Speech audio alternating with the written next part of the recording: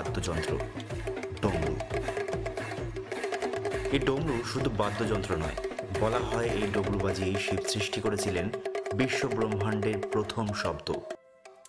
এর কম্পন দিয়ে মহাকুণ্ডলিনী শক্তি জাগ্রত হয়, যা আমাদের মেরুদণ্ডের গোড়ায় ঘুমিয়ে থাকে। ডমরু হলো সৃষ্টি আর ধ্বংসের চক্র, যেখান থেকে সবকিছু তৈরি হয়, আবার সেখানে সবকিছু শেষও হয়ে যায়।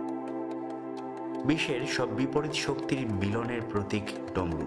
পুরুষ নারী শক্তি, সূর্যচন্দ্র, জোয়ার ভাটা, সব বিপরীত শক্তিরই মিলনের প্রতীক ডমরু।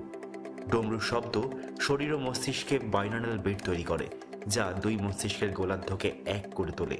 তাই শিবকে কখনো ডমরু ছাড়া দেখতে পাবেন না আপনি। যদি আপনি চান ঘরে এক টুকরো শিব শক্তি রাখতে, তাহলে আজই একটি পিতলের বা কাঠের ডমরু রাখতে পারেন পুজোর ঘরে। লিংক ডেসক্রিপশনে দেওয়া রয়েছে, কিনে রাখুন আজই।